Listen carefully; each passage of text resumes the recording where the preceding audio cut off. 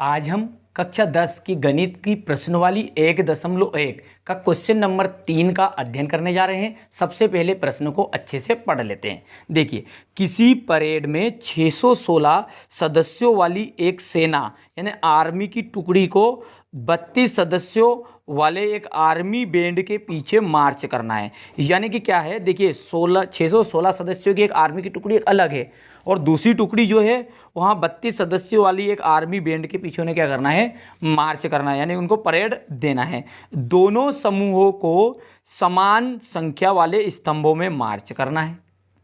उन स्तंभों की अधिकतम संख्या ज्ञात कीजिए जिसमें वे मार्च कर सकते हैं। यानी कि देखिए सिंपल है, बहुत ही सिंपल है। एचसीएफ हमें ज्ञात करना है। दो आपके पास संख्याएं हैं, एक तो 616 और दूसरी है 32। ठीक है, तो यहाँ पर हम इसका हल देख लेते हैं। अब 616 और 32 है। देखिए यहाँ लिखेंगे हल। इसमें से बड़ा कौन है? 616 है, तो 616 बड़ा है किससे? 32 से। और आप जानते हैं यूक्लिड विभाजन एल्गोरिथम का प्रयोग करके हम एचसीएफ ज्ञात करेंगे। यूक्लिड विभाजन एल्गोरिथम से। और वैसे मैंने पिछले वीडियो में यूक्लिड विभाजन एल्गोरिथम अच्छे समझा दी, फिर भी मैं रिपीट कर देता हूँ थोड़ा सा। देखिए एक फॉर्मूला है, आप जानते हैं कि भाज्य बराबरी पर भाजक गुणित भागफल और प्लस आ जाएगा आपका शेषफल। ये किस तरह से निकलता है? तो देखिए मान के चलिए यहाँ पर 2 है और यहाँ 9 है, तो 2 चुकू 8 और शेषफल बचा आपके पास 1। बस यहाँ पर आपको पहचान करना याद है और वैसे आता भी, ऐसी कोई दिक्कत नहीं है। देखिए इसे कहते हैं भाज्य और यहाँ पर ये 2 क्या है? भाजक है। 4 भागफल और 1 क्या है? शेषफल है। बस इसको यहाँ पर फॉर्मूले में जमाना है व्यवस्थित तरीके से। भाज्य बताइए 9 है, भाजक जल्दी बोलते जाइए 2 है, भागफल 4 प्लस शेषफल कितना है? 1 है। बस यही स्टेप आपको हुबहू इसी तरह से यूक्लिड विभाजन एल्गोरिथम में भी करनी है, पर लेकिन एक डिफरेंस है थोड़ा सा। यहाँ पर ये फॉर्मूला इस तरह से नहीं लिख सकते हम। भाज्य को माना जाएगा A, ध्यान से समझिए, भाजक को माना जाएगा B इंटू भागफल यानी कि Q, ठीक है, और शेषफल को माना जाएगा R। दोनों के बीच में इंटू है तो BQ हो गया। तो फॉर्मूला क्या निकल कर आया यूक्लिड विभाजन एल्गोरिथम का? A equal BQ plus R। और यही क्या है आपका यूक्लिड विभाजन एल्गोरिथम का क्या है? फॉर्मूला है। ठीक है, बस इसी तरह से हम व्यवस्थित कर लेंगे और अच्छे से करेंगे। देखिए बहुत ही आसान है। यहाँ पर 616 का में भाग देना है, किसका देना है? 32 का।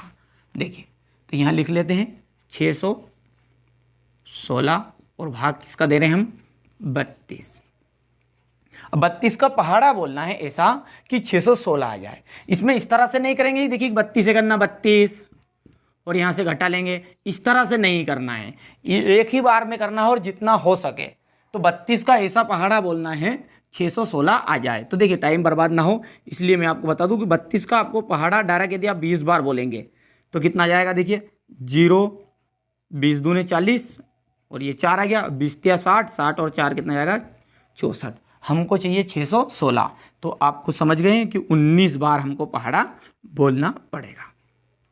तो देखिए 9 दूने 18, हासिल आया 1 और 9 27, 27 ने कितना गया? 28 और ये 2 और ये 3, 8 और 8 2 10, 3 2 5 ने 1 6, 608 आ गया। बस कितनी बार में आया है? 19 बार पहाड़ा बोला, 608 आया। बचा क्या है? शेषफल केवल 8। बस इसे व्यवस्थित जमा देना है जैसा कि मैंने बताया है अभी। यहाँ पर लिखिएगा यूक्लिड विभाजन एल्गोरिथम का formula A equal BQ plus R। A का मान बोलिए 616 भाज्य है, B 32, Q 19 और R हो गया आपका 8। यहाँ पर केवल मान ही तो जमाना है। 616 32 इंटू कितना जाएगा? 19 और प्लस करके जाएगा 8 और एक स्टेप लिख देंगे यहाँ पर कि जहाँ शेषफल यानी कि r बराबर नहीं है 0। इसका मतलब क्या है, जब r का मान 0 हो जाएगा तो यहाँ प्रक्रिया बंद हो जाएगी, तो यहाँ प्रक्रिया चालू रहेगी। अभी देखिए, अब यहाँ पर हम ऐसा करते थे कि 32 का 8 में भाग नहीं जा रहा तो दशमलव लगाते थे और 0 बढ़ाते थे, पर इस तरह से यहाँ पर नहीं करना है। फिर कैसे करेंगे, देखिए ये जो शेषफल बचा है अब इसका पहाड़ा बोलेंगे ना कि 32 का।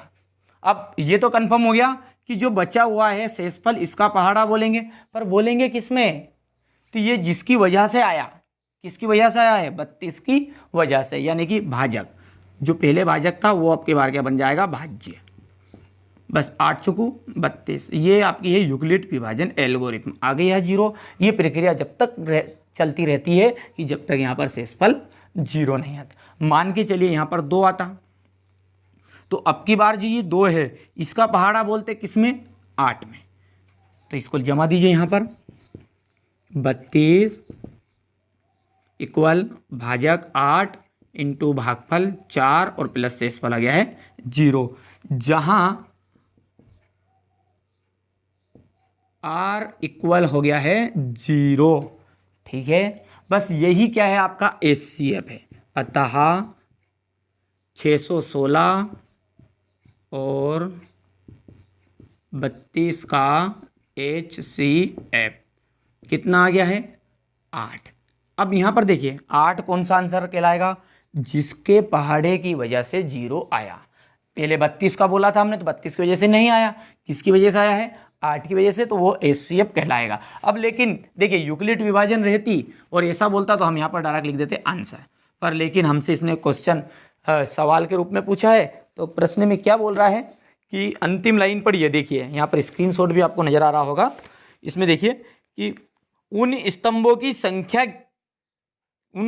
अधिकतम संख्या क्या है जिसमें वे मार्च कर सकते हैं। तो मतलब क्या बोल रहा है कि अधिकतम स्तंभों की संख्या बोल रहा है। तो ये जो 8 है वही आंसर है, पर लाइन को हम लिख देंगे यहाँ से टिप कर। कैसे लिखेंगे कि इसलिए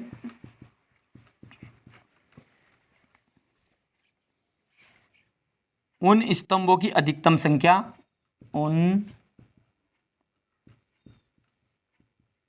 स्तंभों की अधिकतम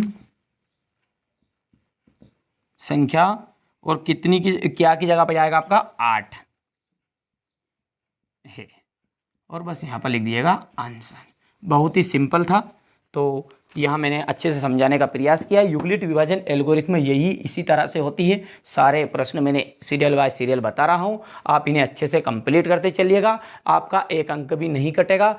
100 में से 100 अर्थात देखिए 80 नंबर का आपका पेपर है और 20 नंबर का आपको स्कूल की तरफ से मिलेगा। तो 100 में से 100 नंबर दिलाने का फुल प्रयास मेरा रहेगा। अभी तक आपने चैनल को सब्सक्राइब नहीं किया तो सब्सक्राइब कर लीजिएगा।